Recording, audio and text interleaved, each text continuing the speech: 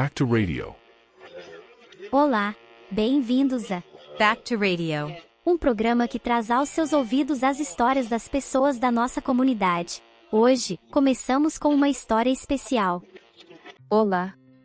Meu nome é Júlia, tenho 30 anos e recentemente expulsei meu marido de casa. Meu marido diz que sou uma mulher sem vergonha nem compaixão, mas eu acho que estou sã. Então quero contar minha história.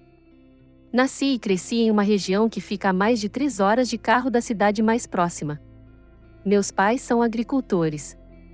Pelo que sei, minha mãe não conseguia ter filhos até quase os 40 anos, e foi um milagre que me tivesse. O problema é que depois de eu nascer, a saúde da minha mãe piorou, e nossa situação econômica, que já era difícil, ficou ainda pior. No entanto, meus pais fizeram tudo o que podiam por mim dentro de suas capacidades, e eu também trabalhei muito duro para retribuir. Assim, consegui entrar na universidade com uma bolsa de estudos completa.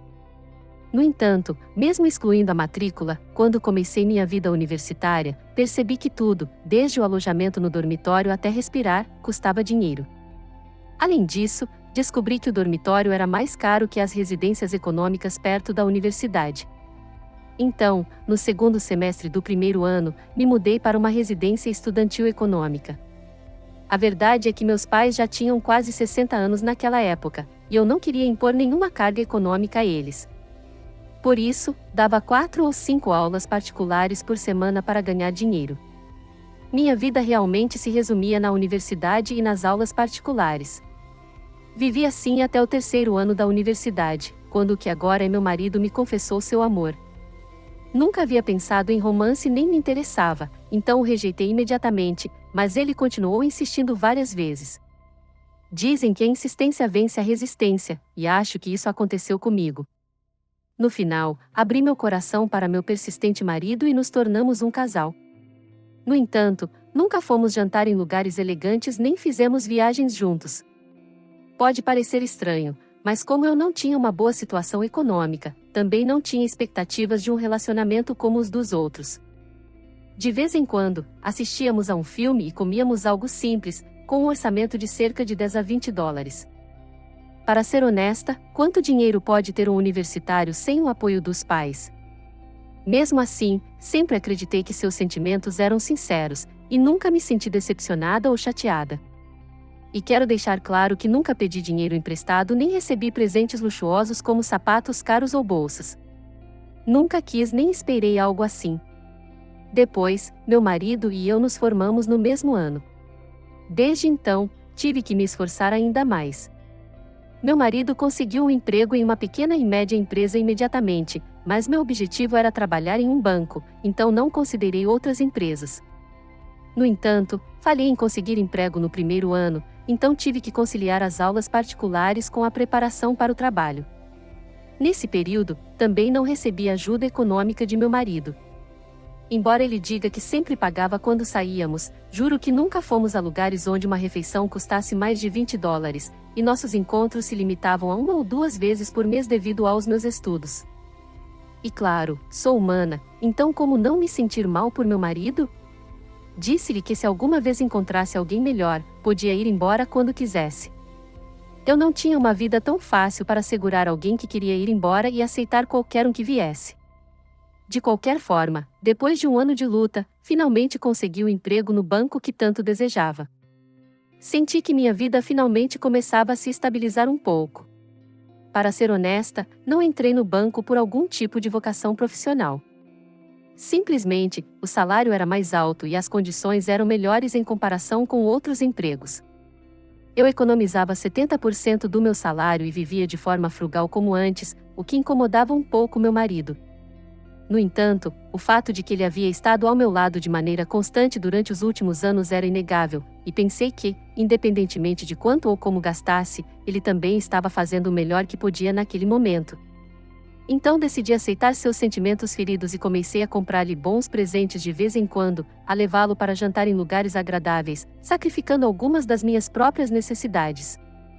Por outro lado, a situação econômica do meu marido, que trabalhava em uma pequena e média empresa, havia melhorado em comparação com a época da universidade, mas não era tão folgada quanto a minha. Por isso, os encontros que ele organizava não eram muito diferentes dos de antes. Eu também sou humana e, ao interagir com a sociedade, inevitavelmente começava a comparar e notar essas diferenças, mesmo que não quisesse. Ainda assim, para não ferir o orgulho do meu marido, nunca fiz comentários sobre essas diferenças. Eu também havia passado por tempos difíceis economicamente, então podia entendê-lo e apoiá-lo completamente. Depois de vários anos de namoro, no início do ano passado, finalmente nos casamos. Meus pais já haviam passado dos 70 anos, e eu lhes enviava $500 por mês para suas despesas de vida. Além disso, com as economias do meu trabalho, havia começado a participar de leilões e, com sorte, consegui um pequeno local comercial que me gerava uma renda adicional bastante boa. O problema foi que durante a reunião de apresentação entre as famílias, todos esses detalhes foram discutidos sem o meu consentimento. Embora me envergonhasse um pouco, meus pais, já idosos, sempre se orgulhavam de contar essas coisas a quem quer que conhecessem. Depois, esperavam ouvir elogios sobre como haviam criado tão bem sua filha. Sabia que ouvir esses elogios era uma fonte de alegria para meus pais. Mesmo assim, nunca pensei que o fariam também durante a reunião de apresentação. Mas não puderam evitar. E, como meus pais esperavam, meus sogros também começaram a elogiar como haviam criado tão bem sua filha. No entanto, depois do casamento, minha sogra começou a dizer coisas que nunca imaginei. A primeira surpresa foi sobre o dinheiro que eu enviava aos meus pais. Através do meu marido, ela disse que, assim como há um ditado que diz que a nora deve ser tratada como uma filha, eu deveria considerar meus sogros como meus próprios pais e enviar-lhes a mesma quantia que enviava aos meus pais. Não podia acreditar no que estava ouvindo, então perguntei ao meu marido por que ele estava me contando isso. Perguntei ao meu marido se ele não deveria ter resolvido isso antes de me contar. Ele respondeu que tinha a sensação de que algo assim poderia acontecer.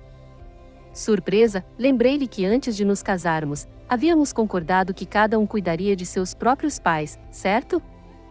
Ao que ele respondeu que sempre pode haver exceções. Indignada por sua atitude descarada, eu disse que não havia exceções e que, se ele quisesse dar dinheiro aos pais, deveria fazê-lo com o próprio salário. Naquele momento, meu marido explodiu, acusando-me de menosprezá-lo por ter um salário baixo. Surpresa, perguntei a que ele se referia, e ele, levantando a voz, disse que eu sabia perfeitamente que seu salário não era suficiente para dar dinheiro aos pais. Então respondi: se você não pode dar a eles, simplesmente não dê. Por que fica bravo comigo? Não fiquei calada. De fato, quando meu marido decidiu trabalhar em uma pequena empresa, tentei dissuadi-lo. Disse que ainda éramos jovens, que não havia pressa e que poderíamos nos preparar juntos para encontrar um trabalho melhor. Tentei persuadi-lo por muito tempo, mas ele disse que estava cansado de estudar e que não queria mais ver um livro. Então foi trabalhar em qualquer lugar. Mesmo depois, perguntei várias vezes se ele não queria considerar uma mudança de emprego, e fiz um grande esforço para motivá-lo. Mas o que eu podia fazer se ele não tinha ambição? Apesar de tudo, como trabalhava em um banco, queria ajudá-lo a gerenciar seu dinheiro. Informava-o sobre bons produtos financeiros e tentava apoiá-lo de todas as maneiras possíveis. Mas toda vez que eu fazia isso, ele me dizia para não me preocupar, que ele se virava bem sozinho. Essa é a mesma pessoa que agora reclama. Mas quando começamos a falar sobre casamento e procurar uma casa, descobri que meu marido tinha economizado apenas $20 mil. Eu tinha mais do que o triplo, e meu salário também era o dobro do dele. Honestamente, olhando apenas esses números, qualquer pessoa desconhecida poderia dizer: então por que você se casou com ele? Você mesma procurou por isso.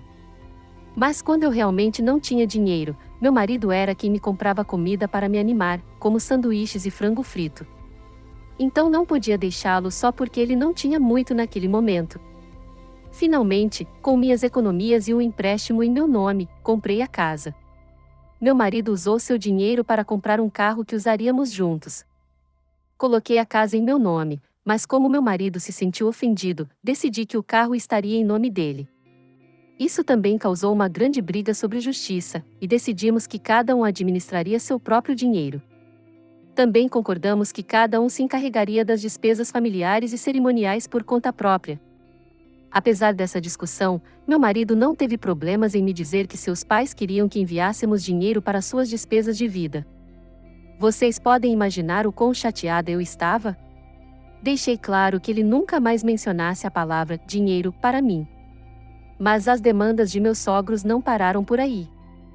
No final do mês, quando eu recebia o aluguel do local, meus sogros sempre insistiam para que eu os levasse para jantar fora. Claro, sair para comer pode ser agradável, mas o problema era que eles não queriam apenas carne de porco ou algo simples, mas sempre pediam carne de alta qualidade ou sushi em hotel, refeições caras. Enquanto isso, meus próprios pais moravam longe, então eu nem podia convidá-los para comer. No início do nosso casamento, como meus sogros diziam que nunca tinham comido em um hotel, decidi levá-los algumas vezes com a intenção de lhes dar essa experiência. Mas em uma dessas ocasiões, me perguntaram por que eu podia gastar centenas de dólares nessas refeições e não podia enviar dinheiro para suas despesas. Meu marido estava lá e apenas sorria para mim. Naquele momento, irritada, disse a eles que essa seria a última vez que faríamos esse tipo de jantar. Disse a eles que já haviam experimentado todos os tipos de culinária no hotel, espanhola, italiana, mexicana, japonesa, e que isso era suficiente. Desde então, toda vez que mencionavam sair para comer, eu me desculpava com o trabalho e enviava apenas meu marido. A coisa engraçada é que quando saíam para comer sem mim, pediam apenas coisas como porco agridoce e macarrão com molho preto ou frango, e o total da conta nunca passava de 100 dólares. No entanto, comparado com o incidente que me levou a decidir me divorciar, isso era apenas um problema menor. Foi no verão passado. Meu inquilino do local comercial me informou que precisava fechar o negócio devido a problemas pessoais. Fiquei com pena dele. Embora eu tivesse alugado o local para ganhar dinheiro, também queria que meu inquilino tivesse sucesso e que eu pudesse receber o aluguel regularmente. Não sou o tipo de pessoa que se preocupa apenas em receber o aluguel sem se importar se o inquilino está bem ou não. Então, eu disse a ele que não precisava pagar o último mês de aluguel.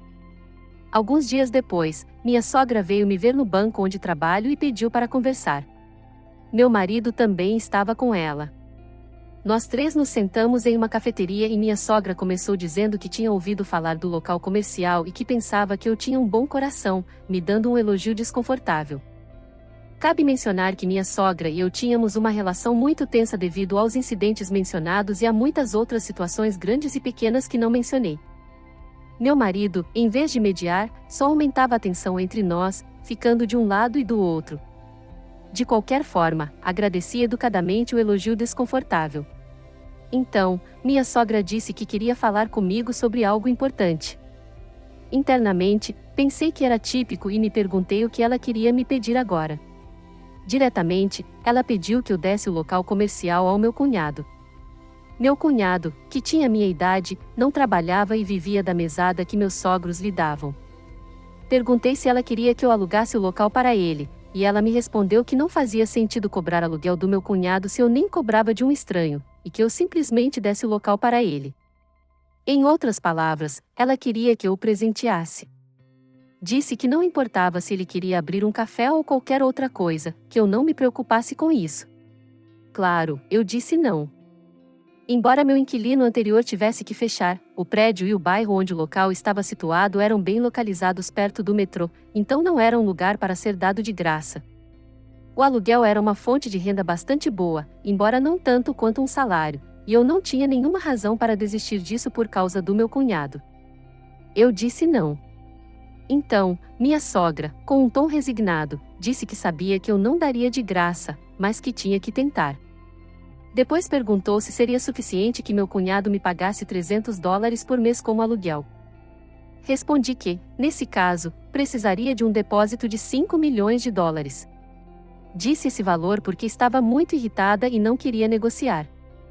Minha sogra, indignada, perguntou se eu estava louca por dinheiro, dizendo que ninguém pagaria 5 milhões de dólares por aquele local.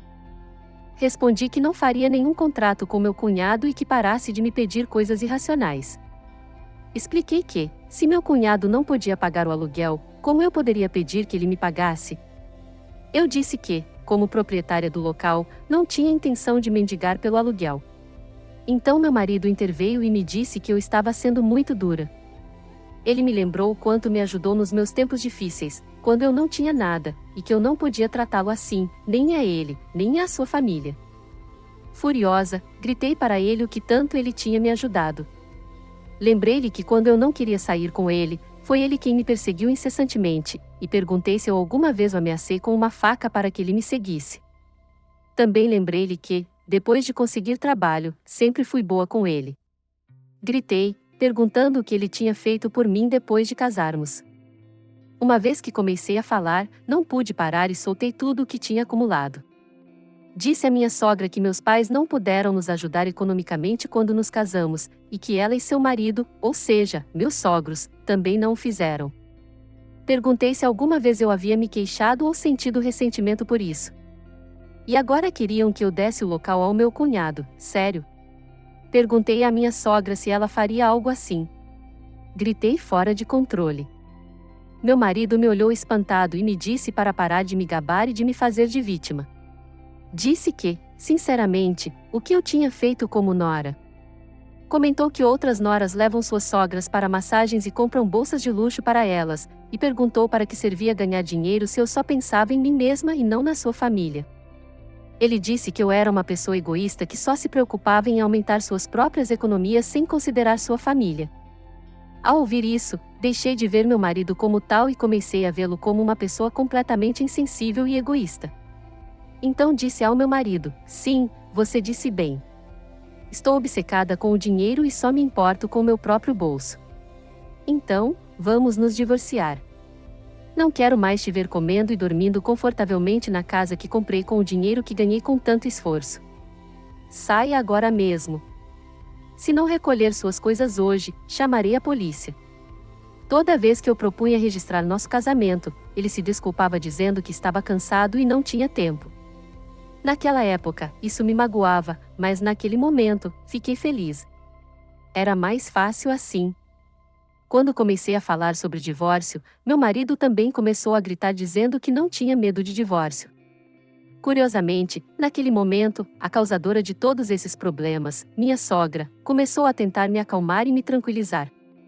Minha sogra tentou me acalmar, dizendo que foi um erro da parte dela e que ela reeducaria seu filho. Ela me pediu para não falar de divórcio, dizendo que as mulheres são as que mais perdem em um divórcio. Mas eu afastei e disse que não me importava em perder, que eu ia me divorciar e que não dissesse coisas sem sentido. Depois de sair do café, fui para casa e comecei a tirar as coisas do meu marido. De repente, percebi que ele realmente não havia contribuído em nada para esta casa nem para a nossa vida de recém-casados. Fiquei surpresa de como tantos anos juntos podiam desmoronar tão rapidamente, e percebi que não sentia mais nenhum carinho por ele. Coloquei suas coisas em sacos de lixo e caixas de pacotes e as deixei fora da porta.